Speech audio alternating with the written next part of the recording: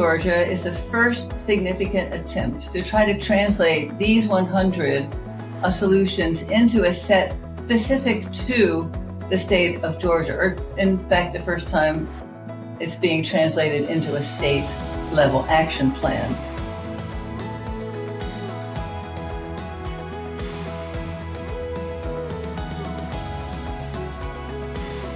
It's going to take a lot of action to get us to where we're going.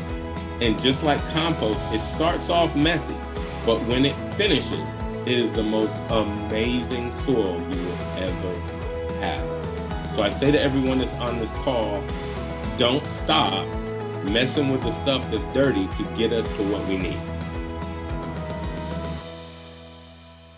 We have 12 solar panels supporting our EV charging at the Ray Highways Visitor Center at the Georgia-Alabama state line.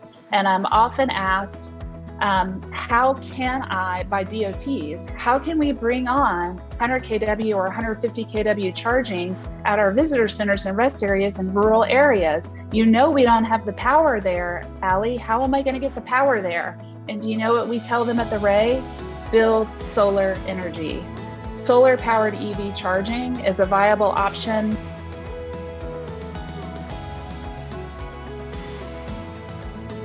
I'm pleased to say that we've been planting over 200 million trees a year in the state of Georgia.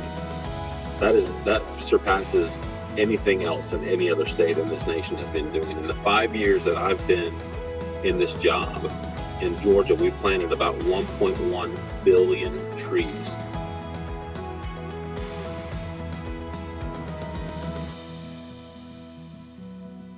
Breaking barriers takes the concept of taking all of our HBCUs and creating a microgrid, a solar component, a battery storage, and a resiliency hub, and then a curriculum to do what?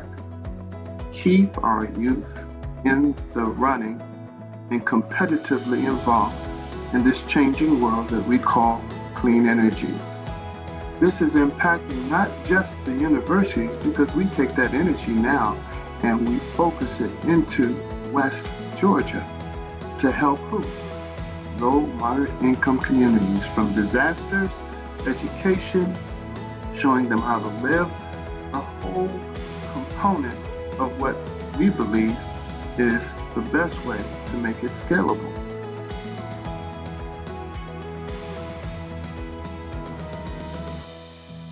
We believe that we have a duty to change the way that we are looking at energy efficiency and climate policy, so that not only are people able to make a house like this high quality, livable, have good indoor air quality, consume less electricity, have new appliances like heat pumps, so that we can use this work to also atone for the racism that has gone on in this region, and to actively work in an anti-racist manner in our sector.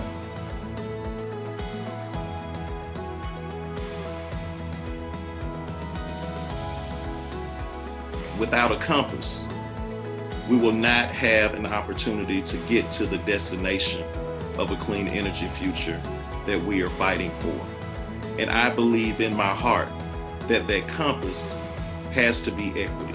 How can we truly draw down Georgia if we don't lift up communities that have been left behind historically by the unfortunate history of structural inequity and structural racism? The beauty of systems thinking and working in systems change is that you see how interconnected everything is. It's so easy to see issues of equity and the environment as joined systems. In fact, as the same system with so much complex overlap that creates challenges, but it also means there's opportunity that by pressing on one leverage point, you can solve multiple problems at the same time.